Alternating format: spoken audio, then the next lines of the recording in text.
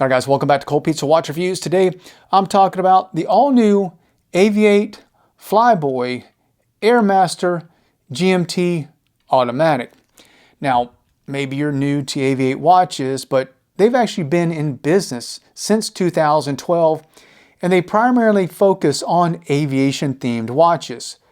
So about 4 months ago, I did a review on the AVI-8 Hawker Typhoon Baldwin automatic, and I was really impressed with the dial detail and the overall construction of the watch. So when AVI-8 sent me an email and said, hey, would you like to try out the Flyboy Airmaster automatic GMT? I was like, most definitely, please send me one. Well, they were nice enough to send me this blue on black version that I've had a lot of fun with over the past few weeks.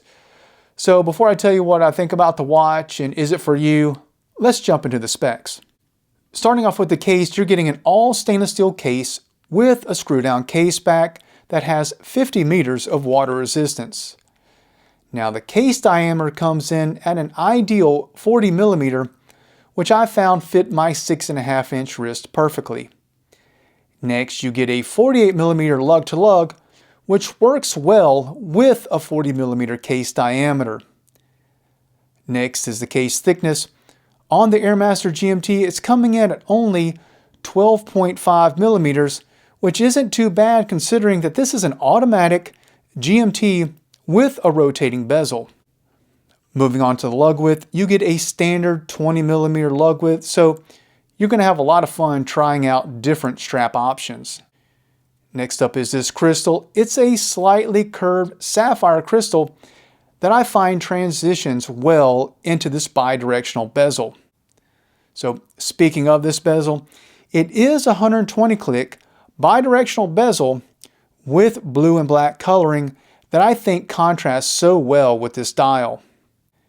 Next, this bezel is quite unique as the rotating section allows for tracking a third additional time zone. And then you have this fixed inner bezel marked with 5-second intervals. Moving on to the dial, you get the traditional 3, 6, and 9 hour markers with the Flieger aviation style triangle at the 12 o'clock position. Then just below this, you see the inner GMT hour track, which you'll use for your second time zone. Then just inside the GMT dial, you see the words dual time at the 12 o'clock position. Then moving down to the 6 o'clock position, you see AVI-8 GMT. Moving over to the 4 o'clock position, we see the circular date window trimmed in blue.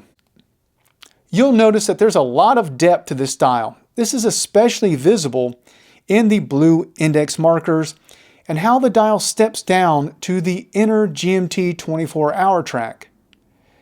Next, the hands on the Airmaster GMT are black and brushed silver, filled with what they call blue Swiss new light. The unique GMT hand is blue and black while protruding ever so slightly from the center of the dial. Now, setting the GMT function is fairly straightforward.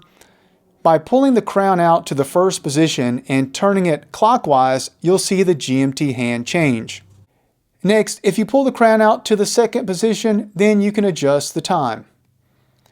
Although the crown is not screwed down, I found it easy to use while setting all the functions and winding the watch. I thought they did really well and it's perfectly sized. Now, when it comes to the movement in the AVI-8, they've chosen the Seiko NH34. Now this movement is 24 joules, automatic, hand winding, and hacking. Now the NH34 beats at 21,600 with 41 hours of power reserve. This is a very popular movement not only with Seiko, but it's used by several other brands in their GMT watches as well. Covering the movement, you get the AVI-8 Flyboy Airmaster GMT logo nicely engraved into the stainless steel case back.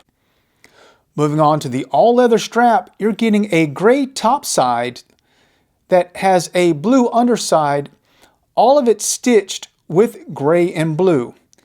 Then you get this blacked sign buckle that finishes everything off. So those are the specs on the watch. What are my overall thoughts? First off, I think you get a lot of watch for the money. This is only $345, especially when you consider you're getting a GMT with a rotating bezel and a fixed bezel. I thought that was really unique and interesting. I've never seen that on a watch. Plus this dial that has tons of depth, and I found really interesting to look at over these past few weeks. Then all of this is powered by a Seiko NH34 GMT movement. That's time tested. You're not going to have any issues with that. So I like that, especially $345. So then how does it wear? You know, my wrists are 6.5 inch, so fairly small. All this is a little bit larger watch. I found that it fit my wrist perfectly. I didn't think it looked goofy or oversized. Now the strap I did have to take to the very last adjustment.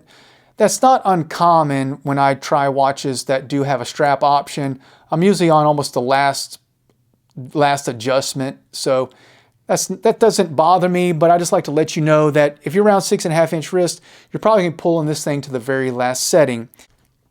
I think this watch would fit anybody from a 6.5 inch wrist to well over 7 inches if you're trying to decide on this thing.